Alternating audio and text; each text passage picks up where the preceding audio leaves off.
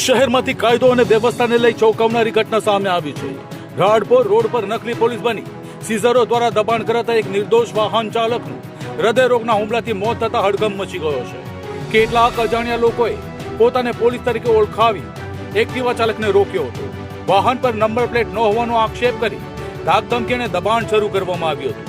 જો કે ચાલકે વિનંતી કરી હોવા છતાં સીઝરોનું દબાણ વધતા પરિસ્થિતિથી ગભરાઈ તે અચાનક બેભાન થઈ રસ્તા પર ઢળી પડ્યો હતો। આ ગંભીર ઘટનામાં મૃતકની ઓળખ ભોલાવના રહેવાસી 43 વર્ષીય ઉર્વિશ બિપિન મોદી તરીકે થઈ છે। પરિવારજનોનો આક્ષેપ છે કે માનસિક આઘાતને કારણે તેમને હાર્ટ એટેક આવ્યો હતો અને સારવાર મળે તે પહેલા જ તેમનું મોત નીપજ્યું હતું। ઘટના બાદ મૃતદેહને પોસ્ટમોર્ટમ માટે ખસેડી પોલીસે તપાસ શરૂ કરી આરોપીની શોધખોળ હાથ ધરી છે। આ ઘટનાએ શહેરમાં સીઝરોના વધતા ત્રાસ સામે ગંભીર સવાલો ઉભા કર્યા છે। શું નકલી પોલીસના નામે ચાલતા સીઝરોના આ ત્રાસ સામે કડક કાર્યવાહી થશે કે પછી સીઝરોનો ત્રાસ હજુ કોઈનો જીવ લેશે તે એક સવાલ છે।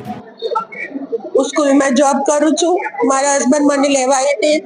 अर्ध रस्ते एक बाइक सवारे अमने उभा राख्या અને કે સાઈડ પર ઉભા રહો। પાછળથી બે માણસો આયા, બીજી ગાડી લઈને 4 જણાએ અમને સાઈડ પર ઉભા રાખ્યા અને કે 3 મહિનાથી તું ગાડી માટે નંબર પ્લેટને ગોલ ગોલ ફેરવે છે અને પૈસાની માંગણી કરી હતી। અમારી ગાડીના કોઈ હપ્તા બાકી નથી, નંબર પ્લેટ બનાવવાની બાકી હતી તે કરાવવાના જ હતા, પણ એ ઉપરા ચાપડી ખર્ચા થવાને કારણે એ રહી ગયું હતું કામ। હમણાં મારા હસબન્ડે ટ્રીટમેન્ટ લીધી હતી અઠવાડિયું પહેલા।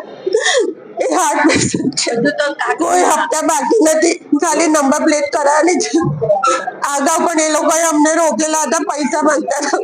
ખબર નહીં પોલીસના માણસો છે એવું કહેતા હતા।